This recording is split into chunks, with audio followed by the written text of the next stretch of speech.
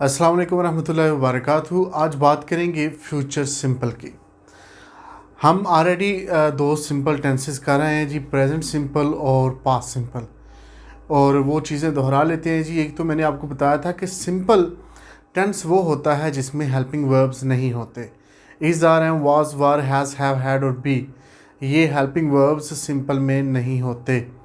और दूसरा सिंपल इसलिए ये सिंपल होता है कि इसमें आपके पास सब्जेक्ट हो और वर्ब हो, ऑब्जेक्ट ना भी हो, आपके पास सिर्फ दो चीज़ें हों, एक सब्जेक्ट और दूसरा वर्ब, तो आपका ये टेंस मुकम्मल हो जाता है। चाहे वो फ्यूचर सिंपल हो, चाहे वो प्रेजेंट सिंपल हो, चाहे पास्ट सिंपल हो। तो ये ऑलरेडी मैं दो टेंसेस में बता चुका हूँ। फ्यूचर सिंपल इंतहाई आसान टेंस होता है। सबसे पहले अमूमन मैं यही टेंस करवाता हूँ, लेकिन क्योंकि अब तरतीब हमारी प्रेजेंट, पास्ट और फिर फ्यूचर पे आ गई है, तो चलें इसी तरह चलते हैं। फ्यूचर सिंपल में आम तौर पर ये कहा जाता है कि आपने आई और वी, इसके साथ आपने शैल को इस्तेमाल करना है और बाकी सब के साथ विल को इस्तेमाल करना है। आम तौर पर ये एक रूल सिखाया जाता है। अब इसमें करना क्या होता है, इसमें हमने ये बताना होता है कि मुस्तकबिल में कौन क्या करेगा, यानी कि आने वाले ज़माने में कौन क्या एक्शन परफॉर्म करेगा।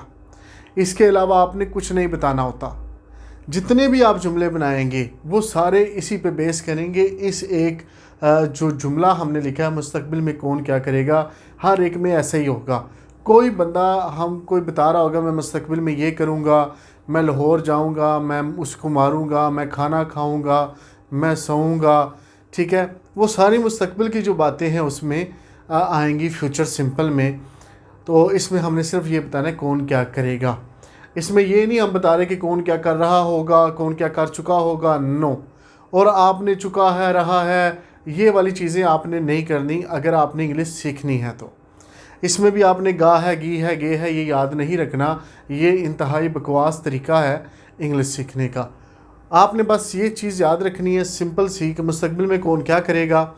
अब बात आ जाती है कि आम तौर पर ये बोला जाता है कि आपने आई और वी के साथ शैल को इस्तेमाल करना है और बाकी सब के साथ विल को।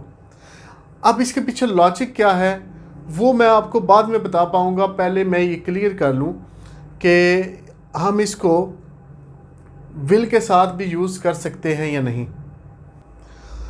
एक बात याद रखिए कि मॉडर्न इंग्लिश में आप सिर्फ विल को भी यूज़ करें बग़ैर किसी हिचकिचाहट के, बग़ैर किसी रूल्स को मद्देनज़र रखते हुए आप विल यूज़ करें, और वर्ब की फ़र्स्ट फॉर्म आपने यूज़ करनी है और फॉर्म के साथ आपने कोई छेड़खानी नहीं करनी है। आपने वर्ब की फ़र्स्ट फॉर्म यूज़ करनी है, विल यूज़ करना है।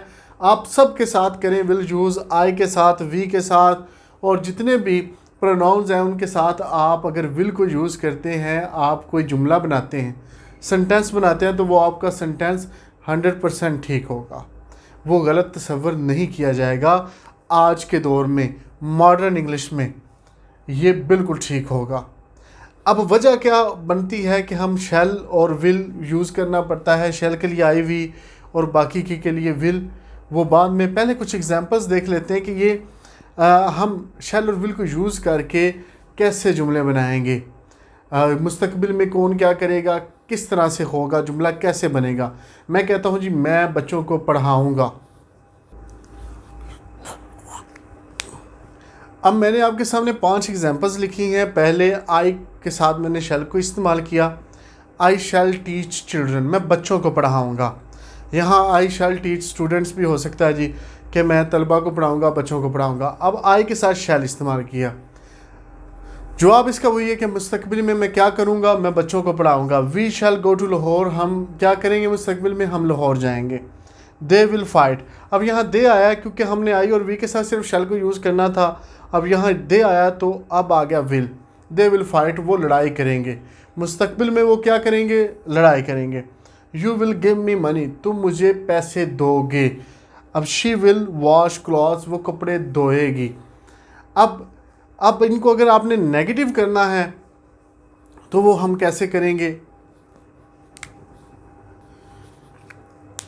अब अगर आपने नेगेटिव करना है तो आसान सा काम है, आपने आई शैल और विल के बाद आपने नॉट लगा देना। I shall not teach children, we shall not go to Lahore, they will not fight, you will not give me money, she will not wash clothes. आसान सा काम है। अब इनको अगर आपने सवालिया करना है, आपका ये जो शेल है ये शुरू में आ जाएगा और ये विल शुरू में आ जाएगा, तो ये क्वेश्चंस बन जाएंगे। आप कहेंगे शैल आई टीच चिल्ड्रन, क्या मैं बच्चों को पढ़ाऊँगा। Shall we go to Lahore, क्या हम लाहौर जाएंगे। विल दे फाइट, क्या वो लड़ाई करेंगे। Will you give me money, क्या तुम मुझे पैसे दोगे। विल शी वॉश क्लॉथ्स, क्या वो कपड़े धोएगी। तो जब आप क्वेश्चन बनाएंगे शैल और विल शुरू में आ जाएगा। एक क्वेश्चंस की टाइप होती है नेगेटिव क्वेश्चंस, वो कैसे बनाते हैं वो मैं इन पांचों को उनमें कन्वर्ट करता हूं और स्क्रीन पे आपके सामने फिर आ जाता है जी। अब जी सवालात बनाए हैं जी, शैल आई टीच चिल्ड्रन, क्या मैं बच्चों को पढ़ाऊँगा। ये तो आम सादा सा सवाल आप फ्यूचर में करना चाहें। अब ये सवाल अगला है जो नेगेटिव सवाल होता है, शैल आई नॉट टीच चिल्ड्रन, क्या मैं बच्चों को नहीं पढ़ाऊँगा। ये जो सवाल होता है जिसमें नॉट आ जाता है, जिसमें आप नहीं का पूछ रहे होते हैं, तो वो नेगेटिव क्वेश्चन होता है, नेगेटिव इंट्रोगेटिव उसे बोलते हैं जी। Shall we go to Lahore, क्या हम लाहौर जाएंगे। Shall we not go to Lahore, क्या हम लाहौर नहीं जाएंगे। विल द फाइट, क्या वो लड़ेंगे। विल द नॉट फाइट, क्या वो नहीं लड़ेंगे। Will you give me money, क्या तुम मुझे पैसे दोगे। Will you not give me money, क्या तुम मुझे पैसे नहीं दोगे। अब ये यहाँ तक मुझे उम्मीद है कि आपको फ्यूचर सिंपल की समझ आ गई होगी। अब मैंने आपको ये बताना है कि हम शैल और विल यूज़ करते क्यों हैं। अगर विल से ही काम बन जाता है, अगर विल के साथ ही सारे सेंटेंसेस ठीक हैं और बनाए जा सकते हैं मॉडर्न इंग्लिश में, तो फिर भी हमें शैल की ज़रूरत क्यों है। अब इस चीज़ को मैंने क्लियर करना है आपके लिए। चलिए अब बात करते हैं कि शैल और विल यूज़ क्यों किया जाता है। याद रखिए, हर वो लैंग्वेज जिसको लिखा जा सकता है, दुनिया में बहुत सारी ज़बानें हैं, हर ज़बान को लिखा नहीं जा सकता, कुछ ज़बानें सिर्फ बोली जाती हैं।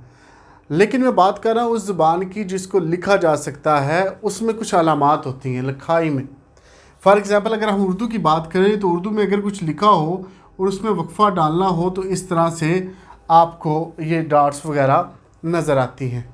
कुछ लिखा होगा, फॉर एग्ज़ाम्पल यहाँ लिखा होगा आप, अब यहाँ वक्फ़ा आ गया तो जनाब आगे कोई चीज़ और लिखी होगी। इसका मतलब है कि आपने बोला और साथ में वक्फ़ा आया, तो बंदे ने सोचा आप, अच्छा आगे आएगा अच्छा कब आए, ठीक है, तो आपने यहाँ लिख दिया कब आए। तो ये आपके सामने दो अलामात, आप यहाँ थोड़ा सा वक्फ़ा लिया, आप अच्छा कब आए, ठीक है जी। ये आगे अलामत जो है ये सवालिया है कि आप सवाल कर रहे हैं। ये अलामत है जी, इसने थोड़ा सा ठहराव लिया, वक्फ़ा लिया। शायद मेरी अलामत ये ठीक ना हो, लेकिन मैं आपको बात समझाने की कोशिश कर रहा हूँ।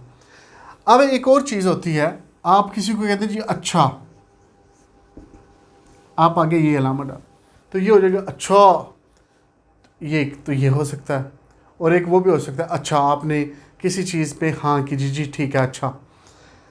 अब ये अलामत एक आ गई आपके सामने। अब ये अलामात हमें बताती हैं कि जो बंदा बात कर रहा है, जो जिस बंदे ने बात की है, उसका लहजा क्या है। अगर तो बंदा आपके सामने हो, वो जिस तरह की भी लैंग्वेज यूज़ करता है उसके लहजे से पता चल जाता है कि ये बंदा बात किस तरीके की कर रहा है। ये बात बंदा गुस्से में कर रहा है, ये बात बंदा प्यार के अंदाज में कर रहा है, ये बंदा तंज कर रहा है।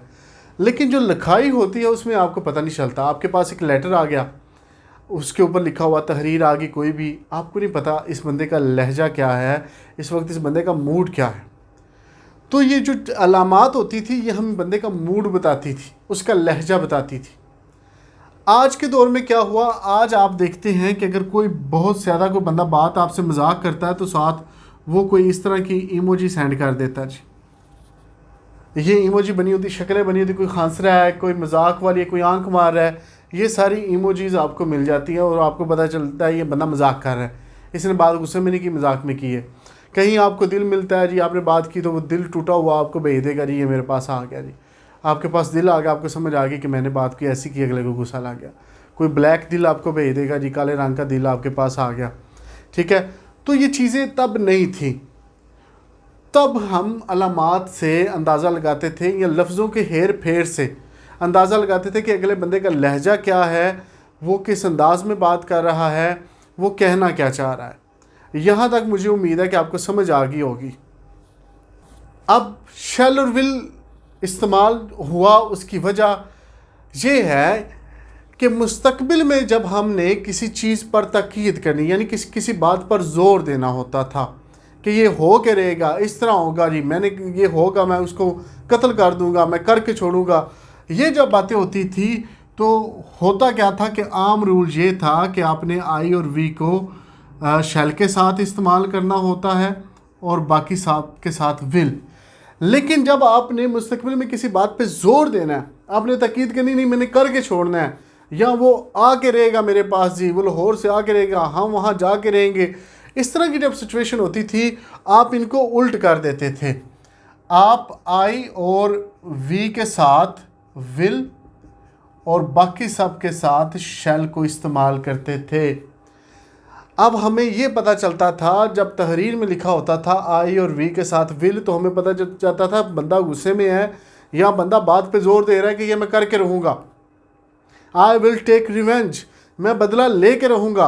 अगर वहाँ होता आई शैल टेक रिवेंज तो इसका मतलब वो कहता मैं बदला लूँगा, ठीक है। लेकिन जब वो कहता था कि आई विल टेक रिवेंज, मैं बदला लूँगा, तो इसका मतलब वो ले के छोड़ेगा। तो ये आपको उम्मीद है समझ आ गई होगी। वो वक्त ऐसा था कि वहाँ चेंजिंग जब होती थी चीज़ों में, लफ्ज़ों के हेर फेर होते थे तो मफ़हूम बदल जाते थे। अब इसकी कुछ मैं एग्जांपल्स आपको बताता हूँ ताकि आपको और आसानी से इसकी समझ आ जाए।